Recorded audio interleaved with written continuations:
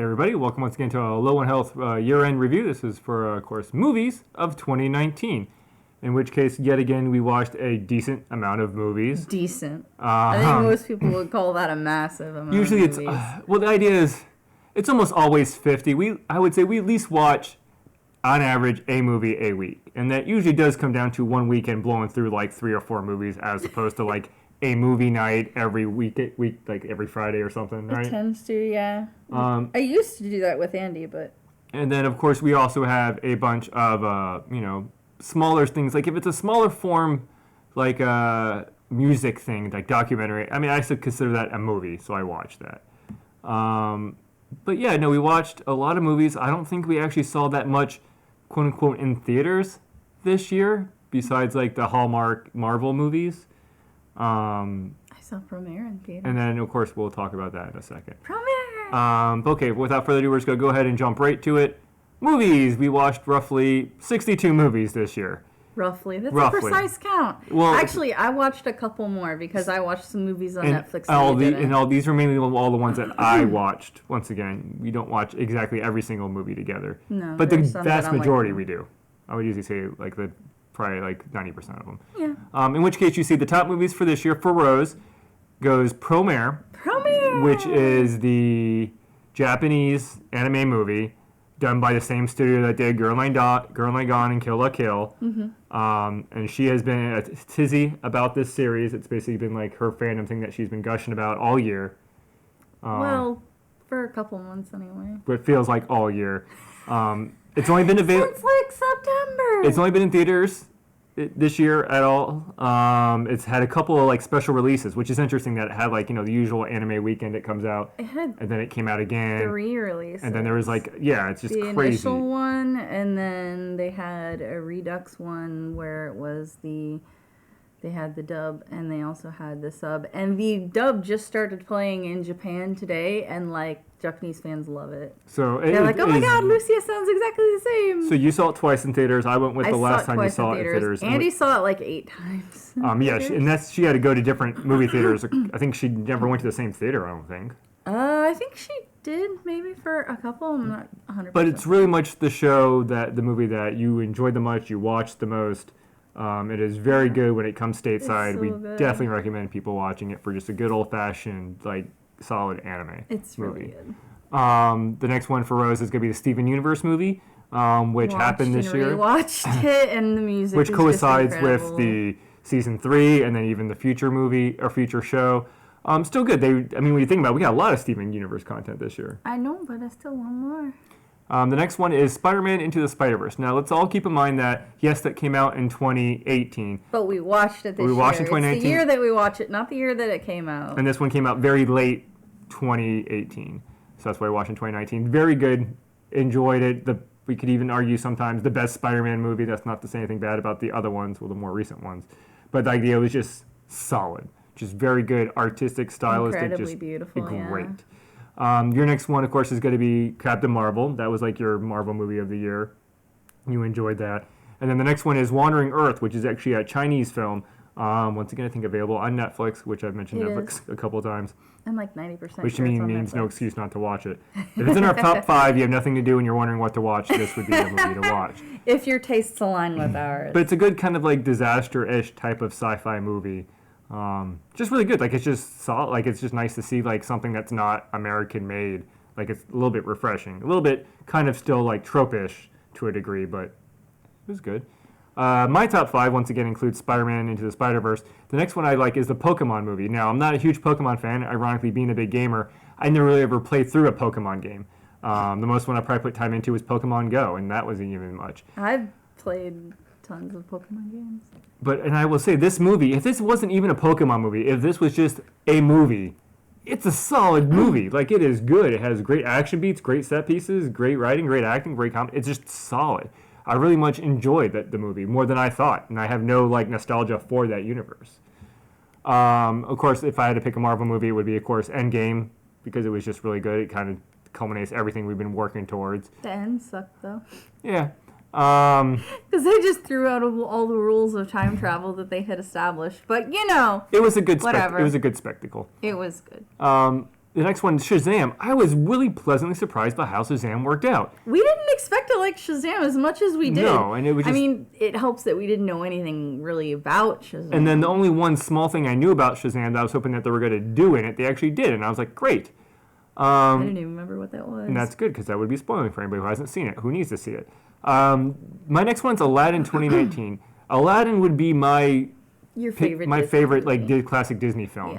Yeah. In which case, we've watched a bunch of the new live action or 3D CG like movies this year. In which case, I enjoyed Aladdin the most, and I didn't find it to be as repulsive as a lot of people thought it was. I actually didn't find it repulsive at all. It was a solid movie. Like if you look at it as like a Bollywood film movie, it is a great Bollywood film movie. Yeah, no, that's true. I didn't enjoy it anywhere near as much as you do. I kind of like checked out. But just like with like Pokemon, like if you were going into because you love Pokemon, then you might not like it. But if you looked at it as a standalone movie, like if you looked at it as if Aladdin was just Genie Bollywood film movie, would you have enjoyed it?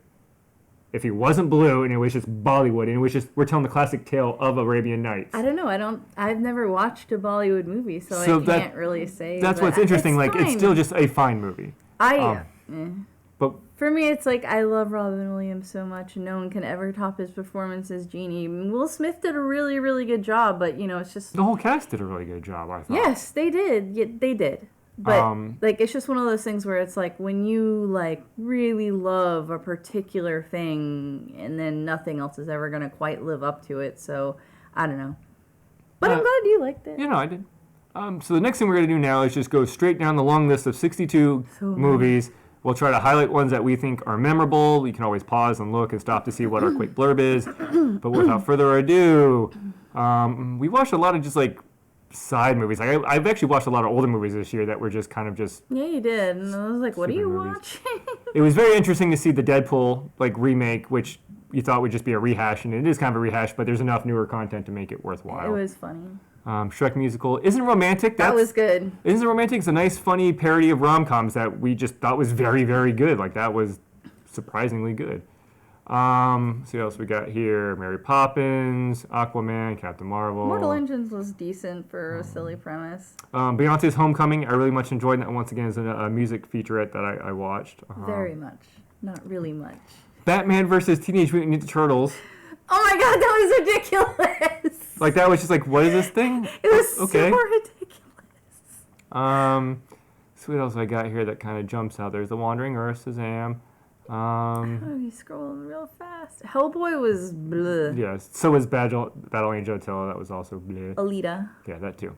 I know, I always say Attila. We rewatched Dark Crystal. Rocko's Modern Life was good. That was okay. It was really good. And then Dark Crystal, we rewatched it in anticipation for I've seen it a ton of times, but you had never Well, seen it. I probably saw it. Yeah, I didn't see it. I needed a refresher. Men in Black International was surprisingly, I thought, good. What else we got here? Steven Dark Phoenix was super amazing. Spiderman, I think that was another Marvel Far movie From we Home? didn't see in theaters. I think we only saw like the two, with Captain Marvel and Correct. Endgame and then Promare. What else we got here? I do want to highlight the Lion King live action because how bad it is. We tried, nothing against everybody, but like it just wasn't entertaining. This isn't even like nostalgia's sake. It was just not, felt very flat.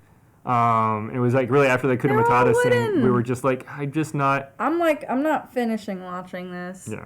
Just don't care. We just gave up. And that's funny because we watched a lot of other we watched Batman versus the Teenage Mutant Ninja Turtles. More entertaining to us than Lion King. Because they're wooden. Dude, Hobbs and Shaw, okay, I don't watch a lot of the Fast and Furious movies. I've seen the first couple, really. But you love the series and the franchise, and we watched Hobbs and Shaw.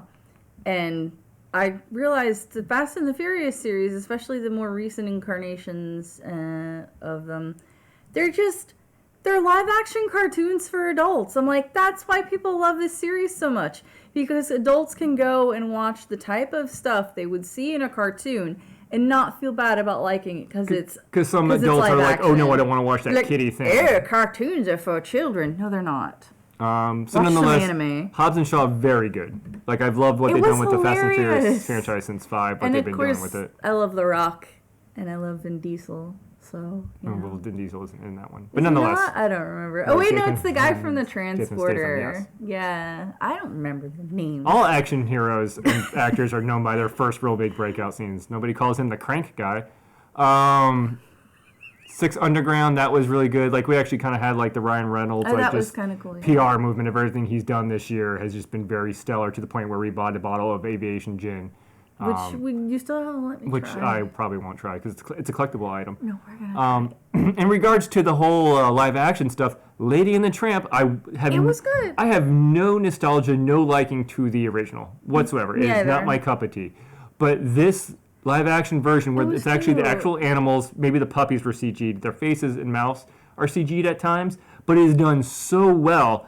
It's just a very good movie. Like, I was just surprised by how much I was actually liking it. It reminded me of all of the movies from the 90s with where the animals would talk, like Air Bud and Homeward Bound and that sort of But done stuff. very, very, very well. Oh, it was done fantastically. Like, I enjoyed it. And then I finished off this year watching the Lupin Castle of Casastrago, which I'm just going to butcher that, which once again is like a movie made before my time, and it's kind of cool to see that classic animation like quality. Cagliostro? Maybe. Once again, that's available on Netflix. So much of this Yes, stuff it is. on Netflix, or will be coming to Netflix.